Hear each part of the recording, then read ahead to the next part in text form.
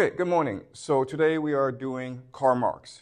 And Karl Marx is one of the most influential thinkers in human history. His contribution to intellectual thought cannot be overstated. Okay, so what I'm going to do first is I'm going to do a thought experiment. Okay, it's just going to be a fun experiment. And let's pretend there are two scenarios. Okay. In scenario one, you get into a really good college and you decide to become a lawyer. You go to law school, you do extremely well, you become a lawyer, and you make a lot of money. When you make a lot of money, you can buy a big house, go on vacations to Bali, you can have a BMW, okay? So that's situation one. You're a super lawyer, basically. Situation two is different. You're on a plane with strangers, and there's about 100 of you. You crash on an island. This island, it's very poor, very scarce resources, and you have to work together in order to just get by, okay? You're not eating well, you're not living well. Every day is a struggle. You're not really sure if you'll get to the second day, all right? So those are the two scenarios. You're on an island, and you're basically like starving. And so the thought experiment is, do you think you'd be a happier person in the first situation or the second situation? Now Of course, one. Yeah, so you would think obviously the answer is number one, but what I will show you today is that's not necessarily true, okay? Maybe for some of us, the answer is number one, but for many of us, the answer is actually number two. Because as humans, we want to feel as though we have a purpose in life and that we are part of a larger mission to change the world for the better. Okay, and that's the underlying thesis of Karl Marx. All right, so let's start Marx. Okay, so first to understand Marx, we first need to review Kant and Hegel, which we did last class. So Immanuel Kant. Immanuel Kant's theory of the world is this. We are all endowed with the capacity to reason. Okay, and it's born in us. We don't learn it, it is just part of who we are. Okay? So, and then this reason interacts with reality. The things in themselves. And then what we see is the appearance. Okay? So the crucial argument that Kant is making is we imagine reality around us by bringing in space and time. Reality, we do not see reality objectively, okay, or away from us. We see reality as part of us. And with our minds, we create our own universe. And as we discussed last class, this has been confirmed by neuroscience, by artificial intelligence, and by quantum mechanics. So it's really the dominant understanding of human psychology we have today. All right? But the problem with Immanuel Kant, there are three major issues with Immanuel Kant. The first major issue is, if we can never know reality, then how do we know what's real and what's fake? Right?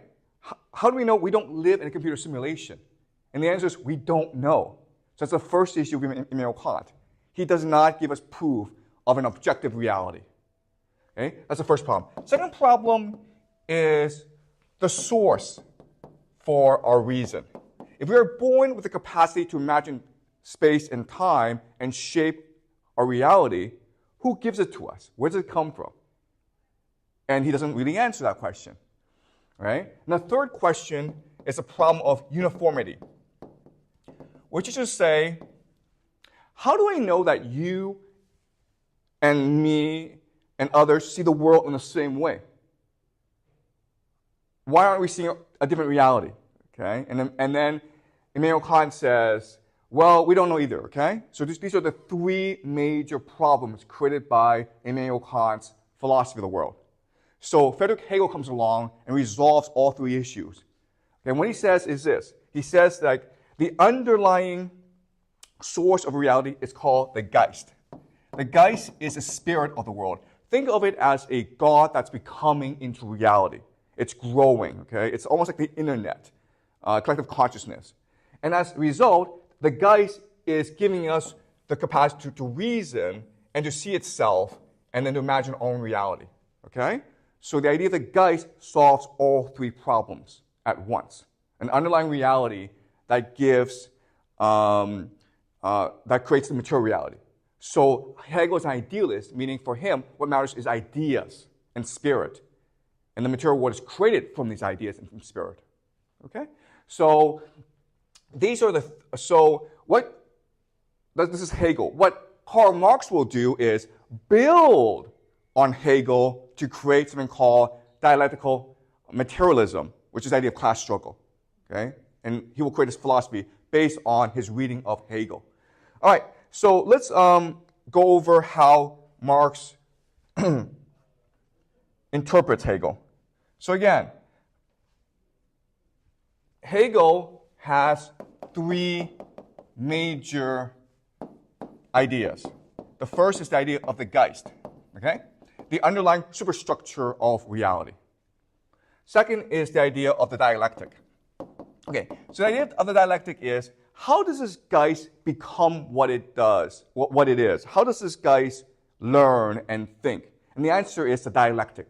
The dialectic is thesis, antithesis, and synthesis.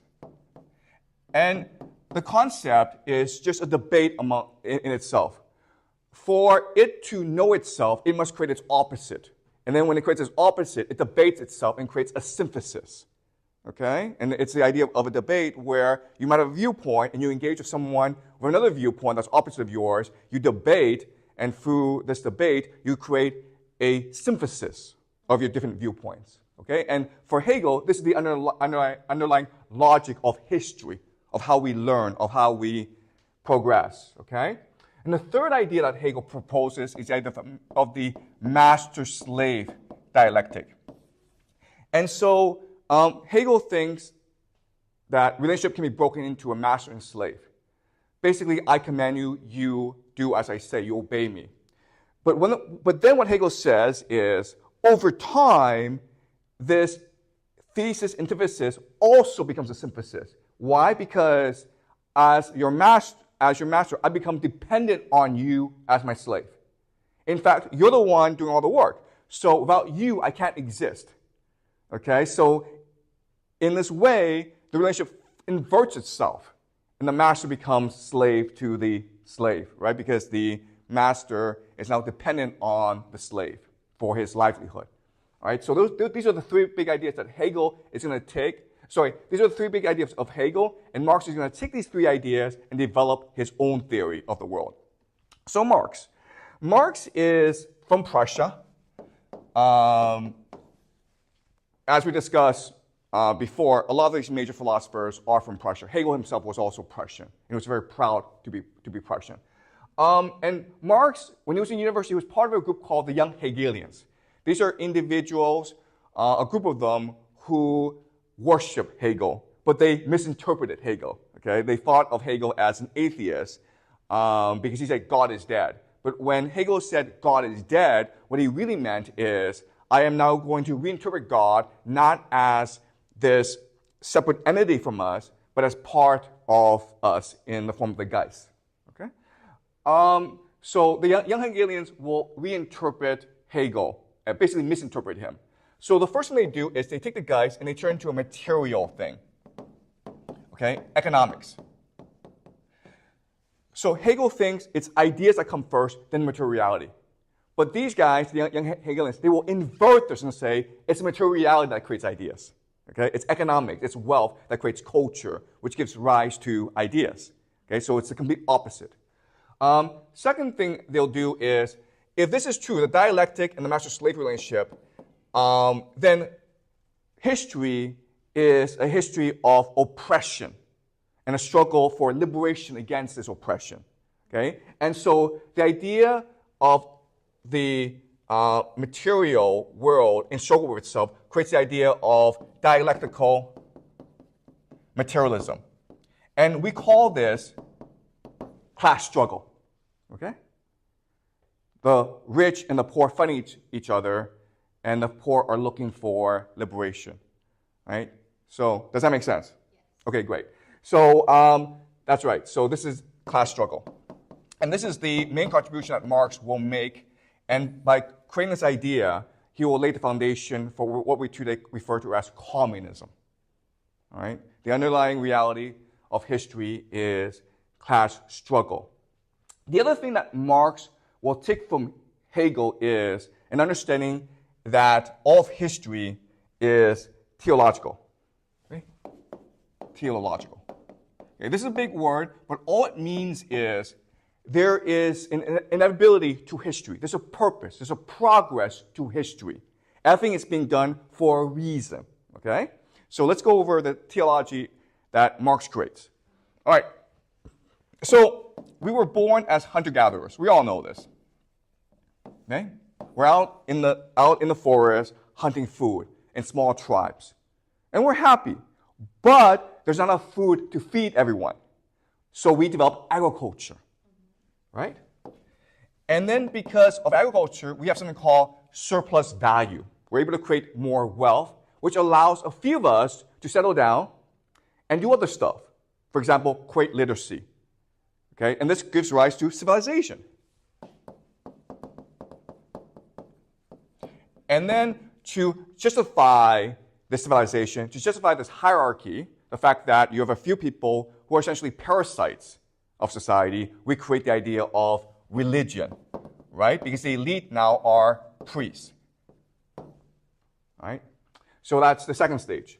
Then what happens is as we develop more and more technology and the societies become larger and larger, we have to go to war against each other, okay, to fight for resources. And so this gives rise to the master-slave relationship, which then gives us feudalism. Okay? Which then allows for the rise of industrial capitalism. And this is a stage Marx finds himself at. And what Marx says is, this is all a linear progress driven by technological advancement, right?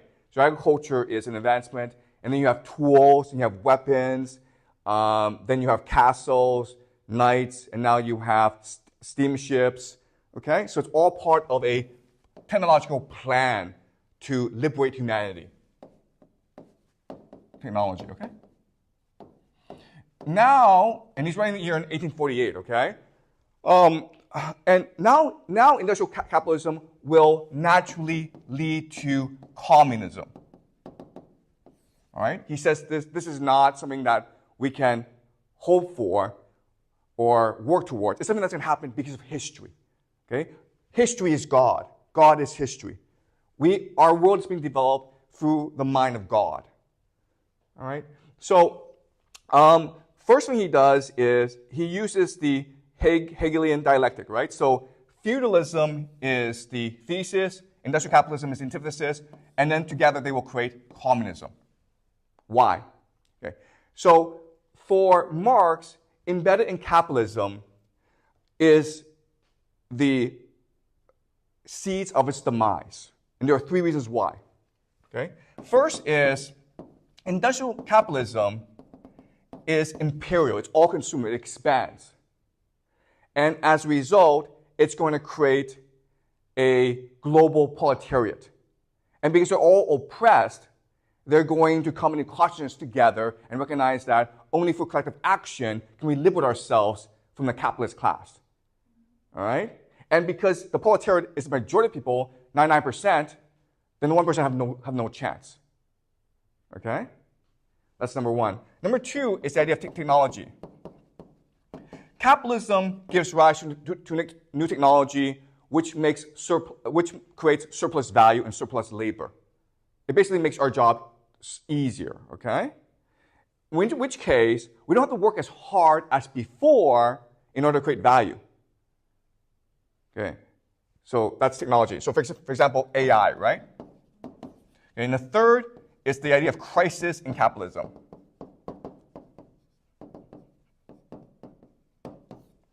Okay, crisis in capitalism. And what this means is, for Marx, capitalism is fundamentally unsustainable. It will collapse at a certain point. Why? Well, there are many reasons why, okay? So for Marx, the main problem is overproduction. You're producing all these goods, but because you're impoverishing everyone, no one's going to buy these goods. In which case, the economy is going to collapse, right? That's one possibility. Another possibility is presented by a man named Thomas Piketty, okay? And he wrote a famous book called Capital in the 21st Century. And he's working off Marx. And what he believes the fundamental paradox of capitalism is a problem of financialization. So all this is saying is this. At first, we have to build a factory to generate wealth, right? But once we have generated enough wealth, we want to take this wealth and go invest it somewhere because it's easier for us and we can make more money that way. But over time, as capitalism grows and grows, everyone wants to invest, no one wants to manufacture. And what happens then is the financial economy is growing faster than the manufacturing economy. In fact, for Piketty, the financial economy will go at 5%, whereas the manufacturing economy will go at 2%. This means that if you put your money in the stock market, you'll make 5% a year. But if you open a restaurant, or you create a factory, or you do something useful, you make 2% a year. So no one wants to work anymore, right? So for Piketty, capitalism will have to end at some point. Then you have a name named Karl Quigley. And he's a historian. We discussed him last week, but he's a historian at Georgetown. He's dead. But he wrote a very famous book called Tragedy and Hope. And he argues that capitalism goes in phases. The first phase is consumer capitalism, where companies are trying to create products that consumers want to buy. Then that leads to financial capitalism, where now companies just want to invest their wealth. But over time, the final stage is the idea of monopoly capitalism, where a few companies control all the resources. Okay? In which case, we pay a lot of money for crappy stuff. And then we don't want to buy anything anymore. Okay? So for Marx and for Piketty and for Karl Quigley, capitalism can only lead to crisis. And then because of the crisis, the proletariat will organize and then rebel and then create a workers' paradise, okay, which leads to communism. That's the logic of Marx. That is Marx's understanding of history, okay? All right, so what I'm going to explain now is why would this be popular? Why would this history be popular for people? Because communism was one of the most popular movements throughout the 20th century, okay? And the problem that Marx diagnoses is capitalism makes people miserable for three reasons. Okay, so the issues of capitalism. The first issue is that it is all-encompassing, all-consuming. So in other words, it just grows and grows. And because it has to grow and grow to create value, it starts wars. So you have imperialism, right? Because as a factory owner, you want to create new markets, you want access to cheaper goods, you want access to cheaper labor. Therefore, you force your government to go invade other countries like China, India, Africa. Okay? So capitalism creates wars and human misery all around the world. It's all consuming. It's always expanding. Okay? Second problem with capitalism is that it consolidating. And the idea here is this. Capitalism can only lead to extreme inequality. Why? Because the point of capitalism is to generate as much wealth as possible. So to do that, we want to consolidate our wealth. So maybe there's 10 of us with $1 million each, right? Well, we're better off just putting our money together and then investing it together, right? Which creates massive inequality. So over time, Marx believes that because capitalism is all-consuming and consolidating, it will destroy the middle class. Unless you're super wealthy, you won't have any money. Okay? If you are just like a small factory owner, you'll be bought out by a large factory owner. And quite honestly, this is what's happening in the world today. Okay? If you are a small house owner in America, well, you're going to be bought out by a company. And then the company's going to use your house to rent to other people. Okay? So this is a pattern that's happening throughout the world today. And that's why Marx is seeing a massive resurgence in our world today. Right? Now, the third problem is alienating. And here, Marx explains that there are 4 types of alienation. Okay? The first type of alienation is the alienation of labor. And what this means is this. As humans, we want to create stuff. We are fundamentally creative. We want to create art products. We want to cook. We want to teach. We want to express our individuality. Okay? And why we want to do that is when we express our individuality, when we create things, we support the community. Right? So when I teach you guys learn. And when you learn, you feel good, you thank me, and that confirms my humanity. That confirms my individuality. So society is a mechanism for each of us to exchange our creativity in a way that affirms our own individuality. Okay? Does that make sense? All right? The problem with capitalism is it takes use value, okay, what this thing is used for, and it replaces it for like exchange value. Okay, which is how much this thing is worth. And these are two different opposites. Okay? Oh, sorry, these are two different concepts. So use value is I cook a apple pie, and then I give it to you, and you eat it, and you say, wow, this is a really awesome apple pie. Thank you so much. And then you feel good, I feel good. Okay? That's use value. Exchange value is I cook this apple pie, and I give it to someone who then goes sells to someone. I never meet that person. Okay? And I'm not. And I don't know what happens to the pie, but I'm paid like $5 for it. All right? So that's the idea of exchange value. And as such, what Marx says is this exchange of goods does not affirm our individuality. Therefore, it makes us miserable because we don't know why we're doing anything anymore. Okay? Before, we were doing things in order to support our community, in order to please other people, in order to affirm our humanity. Now we're just making stuff because of wage labor, right? Wages to get paid. Okay? So that's alienating for us.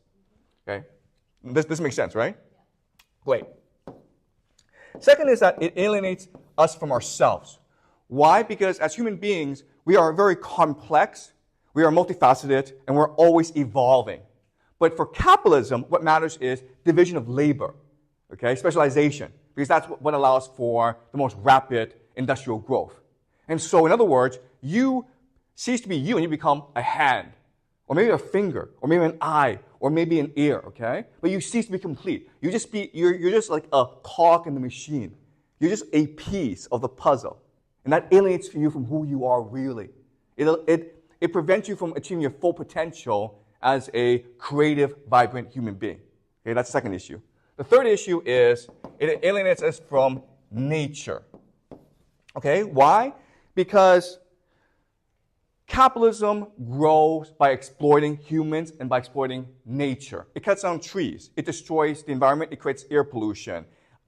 We can no longer drink clean water. Okay? It destroys the nature. And it makes us feel like we must destroy nature if we are to feed our families. So it alienates us from our nature, whereas historically, we have been in a symbiotic relationship with nature where we thank nature for feeding us. But we're always replenishing, we're always protecting nature. All right? And the fourth type of alienation is the alienation from humanity. All right? So before, for most of history, we were cooperating with each other, we were helping each other out. Okay? Because that's the only way you could survive. But capitalism forces us to compete against each other. Okay? And the example, of course, is school, where because of grades, you see your classmates as competitors. Right? But if there are no grades, then you might help each other learn. You might tutor each other in homework and help each other with homework and tests. Okay? Okay? So that does that make sense? So the idea here is, let's just say that like maybe 5 people have to carry some goods to a store. Okay, that's your job. One person falls down, breaks his leg, and cries out for help. Well, we should go help that person, right? But the logic of capitalism is you can't do that because the manager will fine you for being late. Okay, does that make sense? All right, so that's why Marx thinks that this will alienate us from our humanity. And this part of Marx, where Marx diagnoses the problems of capitalism, is considered brilliant, okay? This is a perfect encapsulation of all the issues with capitalism. That was true in the 1850s, in the 19th century, but it's also true today. If you look at the world today, then we also have these issues. And if you analyze Marx's diagnosis of capitalism, then it helps explain why the world is the way it is. Okay? All right. So, and because of these pressing issues, because people are suffering so much, they see Marxism, they see communism as salvation and redemption. That's the appeal. Okay? Because the capitalism has made life so miserable for a majority of people. Okay? All right. So, but the problem is, we know that this prophecy of Marx, that we will naturally evolve into communism, has not panned out. In fact, communism has caused a lot of human misery as well. And so, why is that the case? And so what I'm going to show you now is, even though Marx has this beautiful theory, it's also wrong, okay, for a variety of reasons. So let's analyze his understanding of history and show how it's wrong. Okay, the first thing is, let's go back to the hunter-gatherer agriculture transition. The first class I ever taught, like a long, long time ago, is the transition from hunter-gatherer to agriculture didn't make any sense. As a hunter-gatherer, you didn't have a scarcity problem. In fact, you ate really well. You worked less, you ate more. And we know because if you dig up skeletons of hunter-gatherers, they're taller than farmers. In fact, they're a lot taller. So hunter-gatherers were on average like 6 foot, okay, which is like really, really tall, right? And farmers were like on average maybe 5 foot. That's a huge difference. Okay? So using the economic argument of Marx, this makes no sense. Right? And what I explained to you before is, it's not economics that drives human history, it's religion that drives human history. Okay? So we settled down in order to practice a cult, to practice a religion, because maybe one place was considered divine for whatever reason. And as a result, we developed agriculture, which led to civilization. So the Marx formulation that religion comes last is wrong. It's religion that comes first, okay? It's religion that leads to agriculture, which leads to civilization. All right? So that's what Marx gets wrong. Also, the transition from feudalism to capitalism was not driven by technology. It was driven by religion. All right? So let me explain. Okay, so the feudalism, the dominant religion at this time was the Catholic religion. When we go into industrial capitalism, the dominant religion is Protestantism, okay? So, as we discussed before, the Catholic religion was an imperial bureaucracy led by the Pope. And there were many religious reformers who thought this was abhorrent. This went against the will of God, okay? And so, what they proposed was this. They proposed a religion which was democratic, in which everyone had access to God. Okay? Before, you had to listen to the priest. You couldn't read the Bible by yourself. Now you had to read the Bible by yourself in order to access God by yourself. Okay? And there were two major transitions. The first is, before, in order to get to heaven, you had to use justification by works. All this means is, you do good things. You give money to the church. You primarily give money to the church, okay?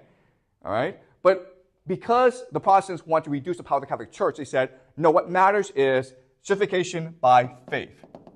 It doesn't matter how much money you give to the church. What matters is, do you truly believe in God? Okay, that's what matters. So that's the first major difference. And then the Protestants, in order to reduce the power of the church, because the church said, only if you listen to us can we guarantee you access to heaven, right? So what the Protestants said is, no. Access to heaven is predestined, so they have predestination. In other words, at the beginning of time, God has already decided who will go to heaven and who will go to hell. He's already decided, so it doesn't matter what the church tells you, it doesn't matter how much money you give to the church, you're all going to hell if you don't truly believe in God. All right? So the Protestant religion was a direct response to the Catholic religion. Now this creates a new problem. Okay? The problem is this. How do you know you truly believe in God? How do you know that you are one of the elect? How do you know that you were chosen by God to go to heaven? This creates anxiety, right? Anxiety, as we know, leads to OCD, obsessive compulsive disorder, right? So how do you compensate for OCD? Well, you make a lot of money. But not only do you make a lot of money, but you don't spend it. Because that wealth now is an indicator to you and to others that you are truly one of the elect, that you are saved by God, that you are chosen by God to go to heaven. And that's the birth of capitalism. Okay? Does that make sense? All right? It was not technology-driven because the technology at that time was everywhere. But it was only in Europe did you have industrial capitalism. It was because of the Protestant faith. That's what drove it. But why making so many wealth can be a promise to God? Okay. So you're generating this wealth not to appease God, but to appease your anxiety. You understand? You won't give money to God because God doesn't need your money, okay? But having this money is confirmation to yourself that you will go to heaven. Because this money can only be made because of your faith in God. Do you understand? Okay? How do you know you believe in God? Because you worked hard and God made you wealthy. And that's the logic driving capitalism. So Marx missed this. Okay? So let's summarize and say, look, Marx made three fundamental mistakes. The first is people care about religion, not economics. Okay? It's religion that drives human history, not economics. That's the first mistake he made. Second mistake that he made is people care about God, not heaven. Okay? In other words, we're going to heaven not because we think it's a 5-star hotel with lots and lots of lobsters and steaks and all-you-can-eat buffets. That's not the reason why we're going to heaven. We're going to heaven to be with God because God represents eternal truth, eternal salvation. We want to be with God. Okay? The third is people care about status, not class. So, in other words, throughout most of human history, we didn't have a concept of money. So, for example, the Vikings, when they went off to steal, they stole lots of gold, right? But when they got back to their village, they would hold a big feast for everyone, and they would waste all this money. You understand? Because there's absolutely no point in having money. You couldn't spend it. If you died, you couldn't keep it. So you made money, you generated wealth in order to raise your status within the community. Okay? And that's why you wore gold, because the gold signified that you have high status within the community. All right? So throughout most of human history, and still even today, we seek status, not class. The concept of class is created because of industrial capitalism, because of the free market, okay? Because now people were mobile, okay? But before, it was about status. Okay, and so what this means is this. Because Marx interpreted history incorrectly, and he didn't really understand human psychology, what he could not predict is when we did achieve communism, it would become bureaucratic hierarchies with cult of personalities. In the Soviet Union, you had Stalin, right? He was in charge of a bureaucracy. And in China, you had Mao Zedong, who was in charge of bureaucracy. North Korea is the same situation. Why? Because of these three factors, right? Mao, Stalin all understood that people want a religion. They want to feel close to God. So they made themselves God. Okay? And people want status, and that's why it's important to have a bureaucracy. So that's why communism became the way it became in the 20th century. All right? Okay, so does this make sense? All right, great. All right, so even though the Marx philosophy is very appealing, it's very clear, it's very direct, it's very sexy, he got the history wrong. And because he got the history wrong, the consequences were huge, okay? Because communism created a lot of wars, and it led to a lot of disasters like famines and stuff. Okay? Any questions before I move on?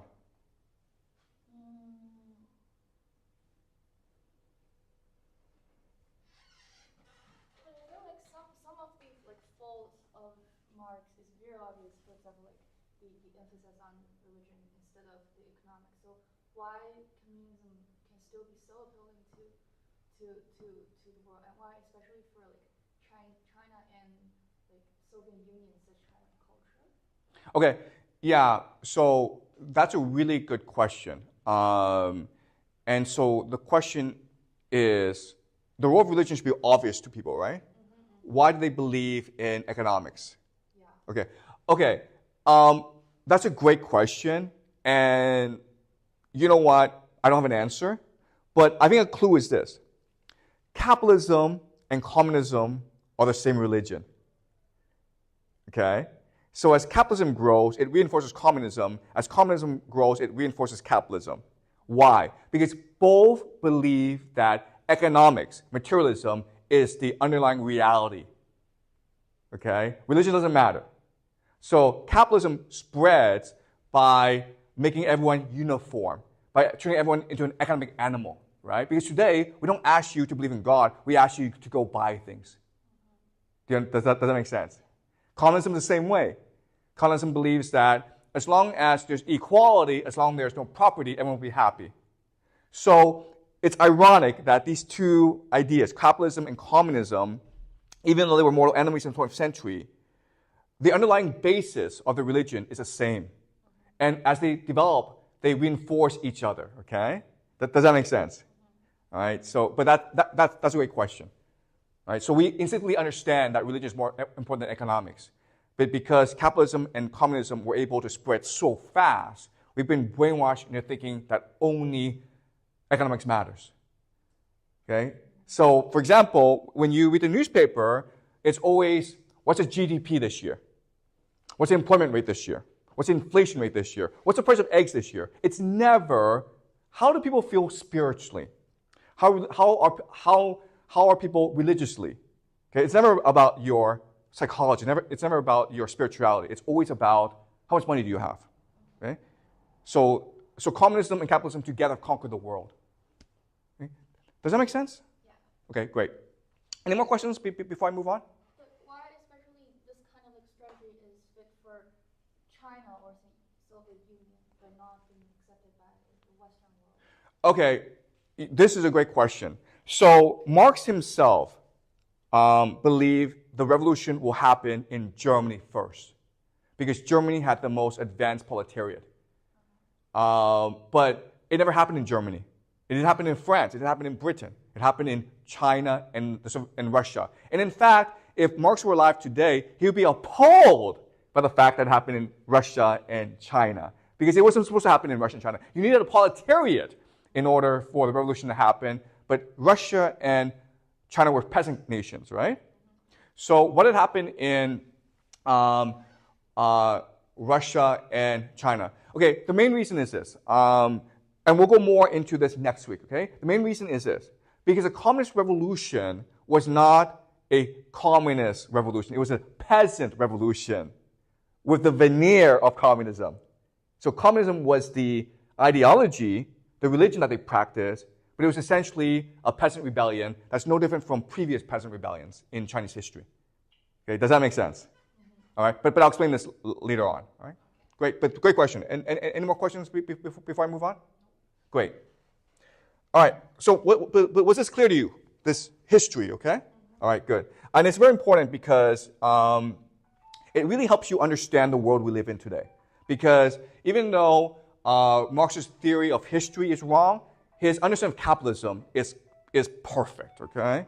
And it really helps you think about why things are happening the way they are today, especially the constellation of wealth. All right, let's do the history, okay? All right, so, okay, we did Kant and Hegel on Tuesday. We're doing Marx today. Next Tuesday, we do Freud, okay? Why are we doing these four thinkers? Because they're the ones, each of them, who created an intellectual revolution that fundamentally changed the way we see ourselves and society, okay? So remember, Kant made us subjective, okay? He taught us that the world does not exist outside us. Hegel taught us that there's a Geist that compels us into it, okay? We are just a manifestation of this Geist, okay? But the Geist is everything. Marx teaches us it's class struggle that's the underlying force of history, okay? And what he also believes is the class struggle can only end in communism. Why? Because that is the will of God, because God manifests itself in our history. All right? So Marx is really building on top of Hegel. What we will learn next Tuesday is Freud. Okay?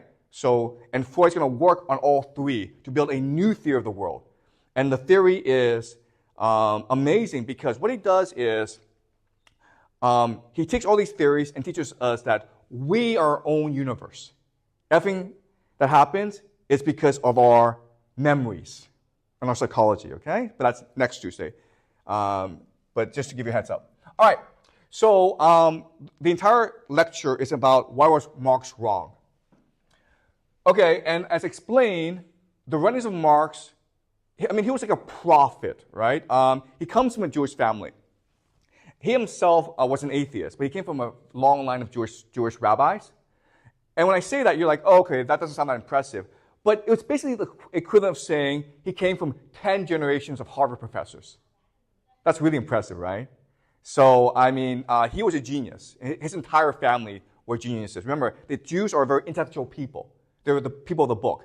And the rabbis are the most intellectual members of the community. They're the leaders of the community. So Marx comes from, he's basically an aristocrat, okay?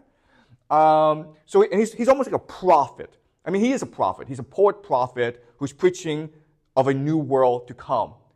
And he's very certain, he's very clear, and he's very optimistic. And that's his appeal, okay? But as I explained, that was also his downfall. He was too simple in his understanding of human history. All right, so industrial capitalism is coming to Europe, and it makes everyone miserable. It's destroying society because it's taking all these people from the villages and transporting them into the cities without adequate housing, without adequate health care, work safety. They're in these slums. They don't have access to clean water. A lot of them are dying. Their children are being forced to work from age 5 or 6. It's all polluted, okay? So people are living in absolute misery, okay, especially children. And this is causing a lot of anger. What really does it is, in the 1840s, there's a massive potato famine all across Europe. Okay, so remember, in the 16th century, the Europeans, the Spanish, discovered the New World, and they brought back the potato. Why is that important? Because a potato will allow Europe to grow its population very, very fast in order to feed its economic needs. The problem, though, is when you rely on a single crop, the potato, it's prone to disease. Okay, so the potato, because of its lack of diversity, it created a famine throughout Europe. Tens of millions of people died in this famine, and so a lot of them immigrated over to the New World, America and South America. Okay, the worst hit part of Europe, of course, was Ireland. So as you can see, only Dublin managed to maintain or increase its population. Everywhere else saw a massive decrease in its population. The red represents a population decrease of 30% or more in the span of a few years, okay? From 1841 to 1851, 10 years. Okay, so this was a massive traumatic event in Europe. And this led to, massive uprisings throughout Europe, okay? And this is what inspired Marx and Engels to write the Communist Manifesto, because they believed a new order was coming, and we have to prepare for it, okay? Now, what will happen is the 1848 revolutions are calling for three things. They're calling for nationalism, nation states based on France. They're calling for liberalism, more political rights, and socialism, more worker rights. And it's all happening throughout Europe. And so Marx and Engels is convinced paradise is coming. But ultimately, the authorities crack down. But Marx and Engels are still convinced paradise is coming at any point. Okay? So they dedicate their entire lives to imagining this new world. The Communist Manifesto was published in 1848 in anticipation of this proletariat victory over the capitalist class. Okay? And it is an amazing document. It's beautifully written. I don't think they get enough credit for how wonderful this is written, okay? But let's read the beginning, right? A specter is haunting Europe, the specter of communism. So the specter is important because, remember, it's the Geist, Right? Hegel said that the underlying force of the world is the Geist. And what they're saying is the Geist is communism. Communism is the future. It is what will happen. Okay? All the powers of old Europe have entered into a holy alliance to exercise the specter, Pope and Tsar. Okay? So all the authorities of the world are afraid of this Geist. But this Geist is God, so it will triumph eventually. Okay? Let's read the end. To this end, communists of various nationalities have assembled in London and sketched the following manifesto to be published in the English, French, German, Italian, Flemish, and Danish languages. This is really important because this is one of the first international revolutions. It's going to sweep all around the world, okay, and replace capitalism. Capitalism is only the building block for communism. Okay. The Communist Manifesto, it is powerful. It's wonderfully written. It's poetry. And I think that over the next few years, as the economic crisis worsens around the world, people are going to refer back to the Communist Manifesto. Okay? But this is really the best part of Communist Manifesto, where Marx and Engels diagnose the problems of capitalism. Okay? The bourgeoisie, the capitalist class, wherever it has got the upper hand, has put an end to all feudal, patriarchal, idyllic relations. It has pitilessly torn asunder the motley feudal ties that bound man to his natural superiors, and has left remaining no other nexus between man and man than naked self-interest, than callous self-cash payment. Okay? So remember, capitalism, it is an all-expanding, all-encompassing, all-consuming, alienating force. And it's destroying the world. But for Marx and Engels, this is good, because it will lead to the rise of communism, right? This is part of the thesis, antithesis, synthesis part of history.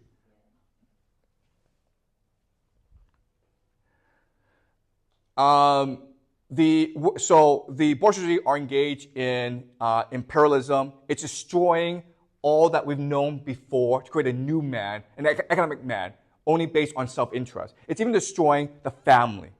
Okay? So you no longer see yourself as a son or a father or as a husband. You see yourself as a man who makes $10,000 a year or $50,000 a year and is able to buy, I don't know, a car or whatever, okay? So that's the power of capitalism. But again, for Marx and Engels, this is good because now it will lead to communism, where this new consciousness will transform into a class solidarity. Okay? This makes sense, right? Okay, so Marx's most famous work is Das Kapital, and he spent decades writing this. The problem with Marx is that he's a brilliant man. He's one of the most brilliant men who ever lived, but he's extremely undisciplined. He procrastinates all the time. So he actually never finished this book in his life. It's Friedrich Engels who was his best friend, his collaborator, but Friedrich Engels was a very disciplined individual. So it's Friedrich Engels who put this book together. Okay? All right. All right.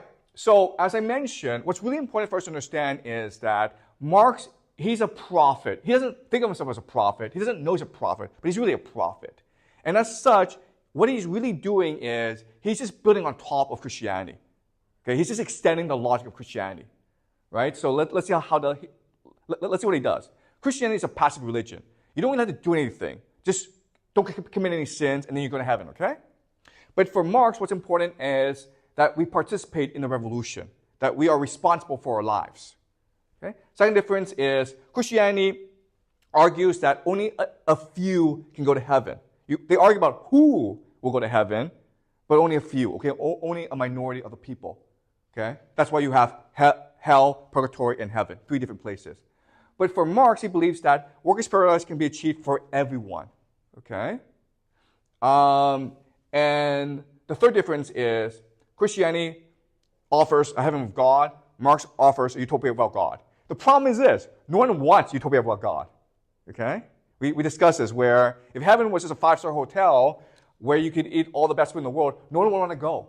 People are going to heaven for God. Okay? And this is why Marx cannot anticipate the rise of people like Stalin and Mao Zedong. Okay. This is a letter that Marx wrote in his early years. And it is probably, in my opinion, his best piece of writing. Because it really shows you his thinking, his optimism, his idealism. Okay, so let's read it together. Supposing that we had produced in human manner, in this production each of us would have doubly affirmed himself and his fellow man. I would objectify in my production my individuality and its peculiarity, and would thus have enjoyed in my activity an individual expression of my life, and would have also had, in look at the object, the individual pleasure of realizing that my personality was objective. Okay? Does that make sense? So you're creating something, and this thing is the perfect expression of your individuality, of your personality, of your creativity. And then you share with other people, and they enjoy it, and because they enjoy it, that process affirms your individuality and your creativity. Your validation, basically, okay? All right. I would have been for you the mediator between you and the species, and thus have been felt by you and acknowledged as a completion of your own essence and a necessary part of yourself, and I would then thereby have realized that I was confirmed both in your thought and in your love, okay? So when I cook a meal and you enjoy the meal, you're not only affirming my individuality, but you're affirming my connection to all of humanity, okay? Because you're telling me that I contribute positively to the species, right? The problem is this. Presupposing private property, my individuality is so far externalized that I hate my activity. It is a torment to me and only the appearance of an activity, and thus also merely a forced activity that is laid upon me through an external arbitrary need, not an inner and necessary one. Okay? So this is complicated, but all he's saying is this. I cook you a meal. I spent days preparing this meal. Okay? It's a labor of love. I cook the best food in the world. Okay? I give it to you. You are blown away. You're in love, okay, with this food. And then you're like, here's $1,000. Right? That's disgusting. Right? All you have to do is say thank you, but then say you give me $1,000. And you think, wow, I'm giving you $1,000. That's a lot of money, man. I don't pay this much at a restaurant. Okay? So that's what Marx is saying. The moment you put money into the equation, it destroys all human relations. Right? So he's talking about extrinsic motivation versus intrinsic motivation. Intrinsic motivation is what makes us fundamentally human. Extrinsic motivation is what makes us slaves. Okay? So that's what Marx is saying. Capitalism makes us slaves because it deprives us of our humanity. Okay? That's what money does. So does this make sense to you? Yeah. Great. All right. So again, let's just summarize what the failings of capitalism are. Okay? It creates inequality, it exploits, and it alienates.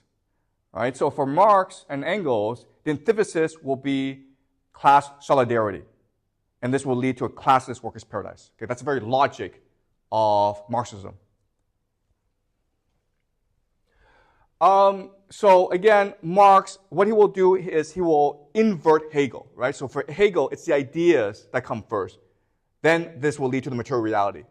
For Marx, it's the material reality that gives rise to ideas. Okay, so the ideas is called the superstructure. The base is the economics.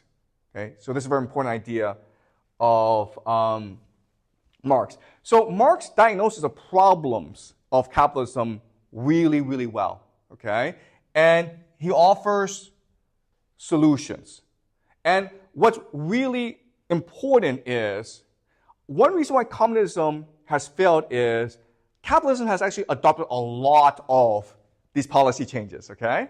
Including universal child education, including the universal right to work, including abolition of child factory labor, okay? So in many ways, communism has won out. And Marx didn't really predict this because he thought that capitalists are idiots. Capitalists, all they care about is money. So there's like servants to capital. They're not really in control. And if you're a capitalist and you have any empathy for the working class, guess what? You're bought out or you're pushed out of the capitalist class. Okay, so it's only the worst people who can thrive within the capitalist system. But because communism was such a huge threat to the ruling elite, they had no choice to make compromises. Okay, and that's why after World War II, most countries in the world became socialists, even though in name they were still capitalists. Okay, so let's summarize, and this is really important for us, okay? But what are the 4 things Marx got wrong? Okay? The first thing is Marx believed that history is a linear progress. It's a straight line of inevitability, of progress. But that's not true, okay? History repeats itself. That's the first issue. Second issue is Marx believed in the inevitability of history. But there's always randomness built into history, okay? Things happen, and we don't expect these things to happen. Third is Marx believed class struggle was everything, but people care actually a lot more about religion than they care about economics, all right? And, this is a huge issue in America because with the rise of Donald Trump, then the Democratic Party, they don't know what to do about this. Because they're like, Trump says that he will lower the price of eggs, but he hasn't lowered the price of eggs. So, stop voting for him. And what the Democrats don't understand is people want to believe in God. People want a leader. People want a religion. And Trump, for all his feelings, he understands that and gives people what they really want, which is emotional solidarity, okay, a belief in a better world. Last thing, Marx believed a vanguard needed to lead the proletariat into a paradise. Okay, so Marx really believed that you need an elite of intellectuals, scientists, technocrats to create the perfect society. But then the question then is, why would they give up power? Right? Once they have this power, why would they give it up? And the answer is they wouldn't give it up. Okay, and that's why communism ultimately fails in the Soviet Union and in China. Okay, all right. This makes sense, right? All right. So let's go into specifics. In this class, what you learn is it's not class struggle by itself that causes discontent. It's three other things. Okay. The first is elite overproduction. So a really important principle is history is not fought over between the poor and the rich. It's fought over between the very rich and the not so rich. Okay? The upper nobility and the lower nobility. Right? Because Marx came from Jewish aristocracy. Engels, his father was a very wealthy capitalist. Okay? These are people with a lot and they wanted more. Does that make sense? So when you have too many people seeking too much wealth and status, it creates conflict. Okay? That's the first thing. Second thing is the idea of rat utopia, where people live too long. They live too long, they refuse to give up power, they refuse to innovate, they refuse to cede status to the young. Okay? The third is the idea of financialization, as we discussed on Thomas Piketty and Carol Quigley provide this idea where over time, to make more money, all capitalists will do is force everyone into more debt. Okay? And these are the three factors that cause society to ultimately destabilize. Right? Clear? Yes. Great. All right. So let's look at three examples. All right. You look at Soviet Union. You look at China. You look at France. How was it possible for the Soviet Union to defeat Germany? And Germany was at that time the most advanced military in the world, right? How did the Chinese economy boom after the Cultural Revolution? And how did Napoleonic France defeat all of Europe? Okay. So what we need to understand is these were not communist revolutions. Okay? These were just revolutions that destroyed the old elite. And all this is saying is this. People are playing a game in society. Over time, you have a few winners who've monopolized this game. And this causes discontent. What revolutions do is they reset the game. And that creates a lot of energy, right? Because people now want to work hard to win the game. And because of this energy, they're able to defeat their opponents. Okay, same thing with the Cultural Revolution, where the Cultural Revolution removed the old elite, the bureaucrats. So in the 1980s, when China opened up, you have these young people with entrepreneurial drive to start companies. But without the Cultural Revolution, this entrepreneurial drive could not have succeeded. Okay, does that make sense? All right. All right. This is really complicated, okay? But for Marx, what gives rise to industrial capitalism and the bourgeoisie is just technology and the progress of history. But as we learn in this class, it's actually much more complicated than that, okay? So this is really important, okay? What we're going to do is we're going to review what we learned previously and put them together to explain what gave rise to industrial capitalism. First thing is the monotheistic revolution, okay? So remember, before societies were paganistic or polytheistic, and then with Constantine, God became the Holy Trinity, okay? The Holy Trinity is the weirdest idea in human history. The Holy Trinity is this. God is nothing and everything. Okay? And what this means is God is both real and not real. God is a symbol and reality itself. And because of this idea, people are now forced to think abstractly about the world. And this gives rise to money, nation state, and science. Okay? People are now forced to think abstractly about the world. Whereas people were before could think very concretely about the world. Okay? Does that make sense? All right. Second thing is gunpowder revolution, where nation states, countries were forced to compete against each other, which led to more industry, more population growth, and more centralization. And this paves the way for the bourgeoisie now. Okay? Because now you need the bourgeoisie to produce industry. Okay? And the third is the process of Reformation. We discussed this, right? Where you now have anxiety created by this new religion. And they needed to force themselves to believe they are the elect. Okay?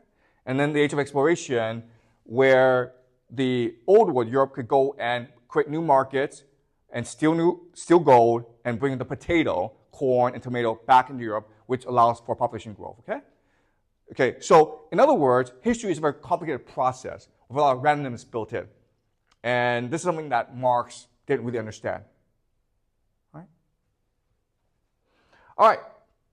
So to summarize, what people want is status, not class. Okay? People want to feel distinguished, feel superior, feel that they've achieved a great deal.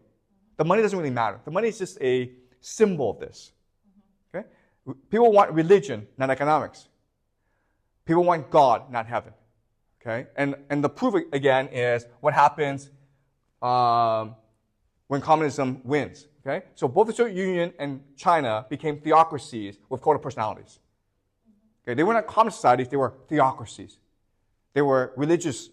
They were no different in many ways than Catholic Europe during the Middle Ages. Okay?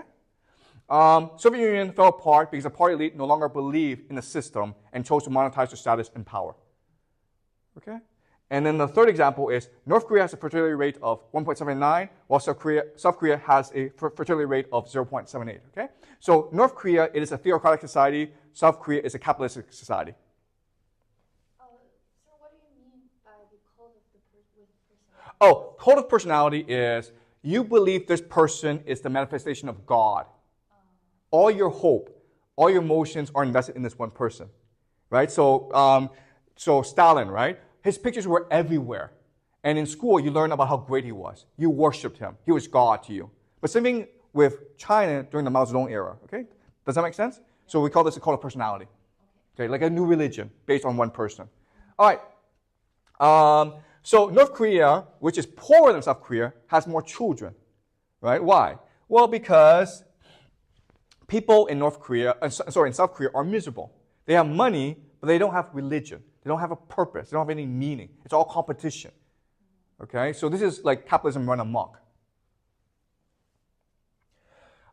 Then you go to North Korea, and he's president. Okay? He's dead, but he's still president. Why? Because he's divine. He's God. He is the forever president. Okay? Kim Il-sung. Okay? Right? And I mean, like, I hate to say this, but if you go to North Korea, they're probably happier than they are in South Korea, okay? And the other thing about North Korea is they're not fighting Ukraine. So these are people who are willing to die for what they believe in. So I would say, if I had to bet which nation had the best future, I would bet North Korea over South Korea. Okay, let's talk about the vanguard idea. So for Marx, a really important idea is you need an intellectual elite to lead the proletariat into paradise. And this is a man named Mikhail Buchanan. Okay, Buchanan, and he was an anarchist. He was not a communist. He was an anarchist. The difference is this: they both believe in the same thing, Marx and Buchanan, but Marx said you need a vanguard. Whereas Buchanan said, no, a vanguard will destroy everything. Okay? It has to be spontaneous. It has to be from the people. Okay? Buchanan is also low nobility. His father was a Russian aristocrat. And Marx and Buchanan, they were colleagues, but they hated each other. Right? All right. So Buchanan believes a lot of things that Marx believes, right? The freedom of every other individual does not limit my own as the individualist claim. On the contrary, it is confirmation, realization, and human dignity of all persons to see and feel my freedom confirmed, sanctioned, and boundlessly expanded by universal agreement is happiness. It is human paradise on earth. So for freedom to be fully achieved, everyone must be free. Everyone must be equal. Otherwise, no one can be truly free. All right, so Buchanan will explain why a bureaucratic elite will destroy communism. All right, so this is a very important passage from Buchanan. Available to everyone will be a general scientific education, especially the learning of a scientific method, the habit of correct thinking, the ability to generalize from facts and make more or less correct deductions. But of encyclopedic minds and advanced sociologists, there will be very few. It would be sad for mankind if at any time theoretic speculation became the only source of guidance for society.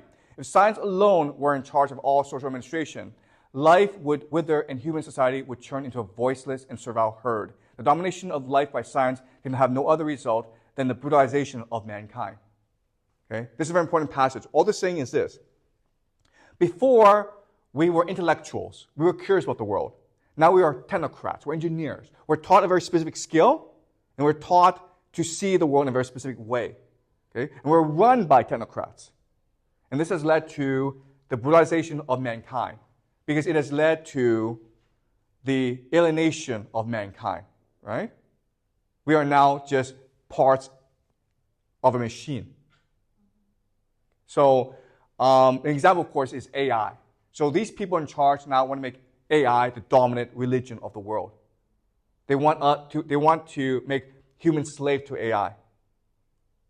Okay? And that's what Buchanan is warning against. Anytime you let a bureaucratic elite take over, they will think of ways of how to reinforce their power through technology. And this has led to the rise of AI. Okay? Does it make sense? Okay? And this is describing China very well, right? The bureaucrats in charge, they have no imagination. They have no empathy. All they care about is, okay, are we checking off the boxes? Do you have enough food to eat? Right? Do you have a job? Well, if you have a house, if you have a job, if you have health insurance, why are you complaining?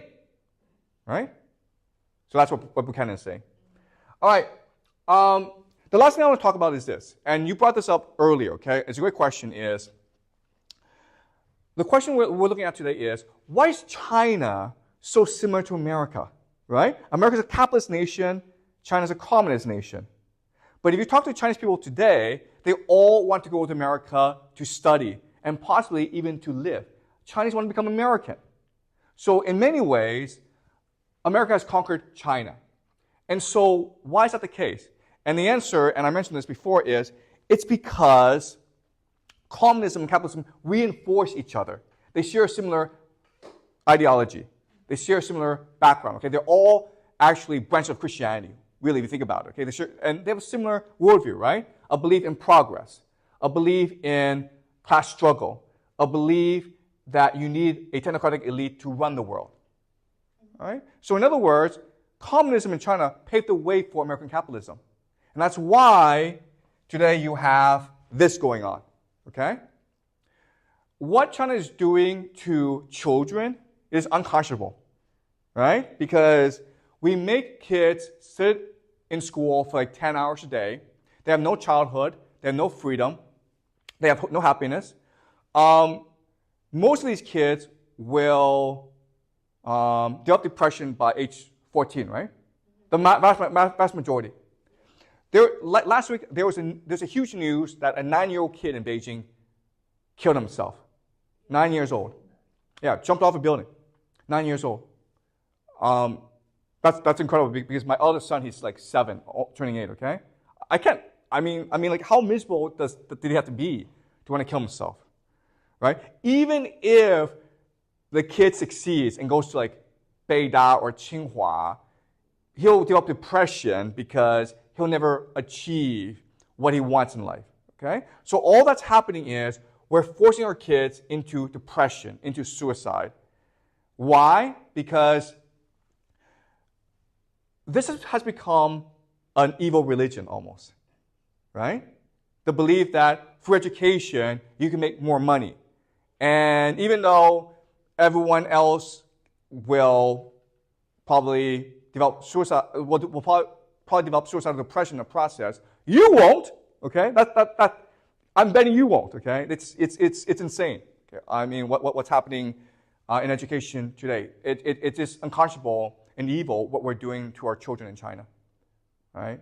And why we're doing this is because in China we've combined communism and capitalism to create the worst possible society, okay? All right, so yeah.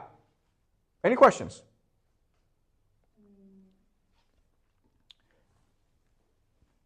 Yeah, I have a question to the previous content. It's like, Yep.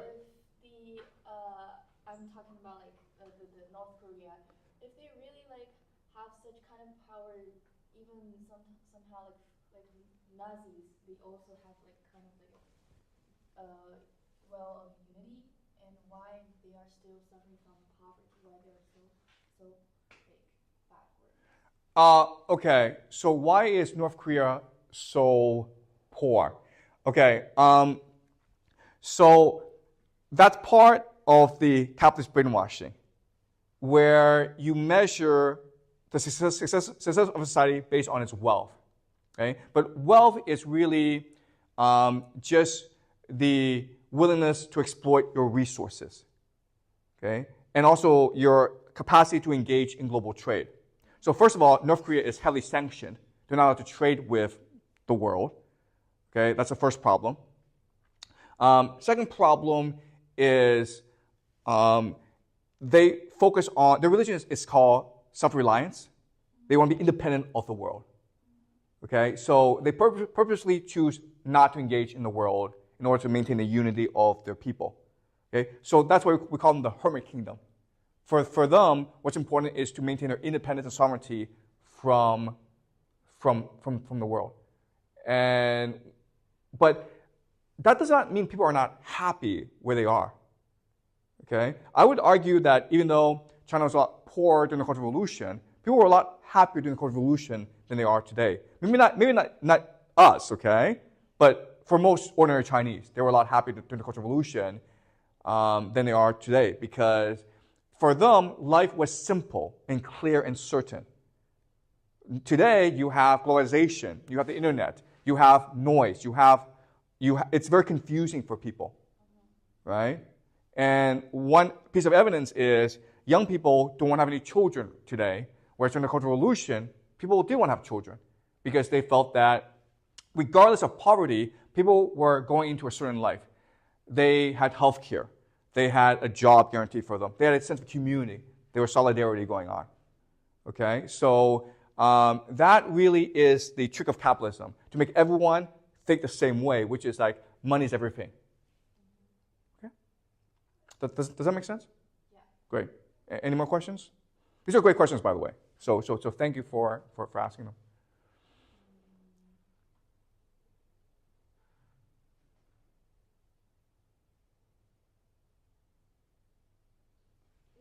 Won't Marx feel himself a bit of too idealistic? Yeah. So was Marx too idealistic? Marx didn't think it was idealistic. He thought it was extremely realistic. Why? Because he was studying all this history. He was studying all this economics. And he was coming up with a scientific understanding of the world. Marx saw himself as a scientist, first and foremost. He saw himself as unveiling the truth to people. Right? Do you understand? For him, it was science. It was certain. It had to happen. Okay? But the thing about Marx is this. Marx is also a person that if you were to like jump forward today and he saw the world created by communism, capitalism, he would be utterly disgusted. He wouldn't be like, oh wow, I'm famous now. I'm the most famous person, one of the most famous person in the world. I'm like Jesus, okay? He wouldn't be like that. He'd be like, what have we done to humanity? This is far worse than the Industrial Revolution, what's happening, where everyone now is a slave as a consumer right? In your mind, all that matters is I go to school, I make a lot of money, and I buy a lot of things. And that's it. And this would have been unimaginable to Marx and anyone actually 100 years ago. Okay, it's a fact that humanity has chosen to enslave themselves for like no particular good reason. Okay, and so the question then we're looking at next class is why does this happen?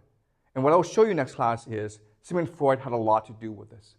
Psychology had a lot to do with this. Because before we were focused on the collective consciousness, right? The world as it is, the community. But with the coming of Freud and psychology, we now shift our focus to ourselves. So we come to believe that for our own eternal struggle, we can be happy. Others don't matter. We ourselves, if we're happy, we're good. And what Buchanan and Marx have taught us is, if everyone is unhappy, you must be unhappy as well. It's only if people are free and happy together can they be free and happy by themselves. Okay? And that's the thing that we've forgotten. And that's what's led to the world we live in today. Okay? But that's something that we'll discuss next class. Okay? Any more questions? Great. Okay, so Freud, next class.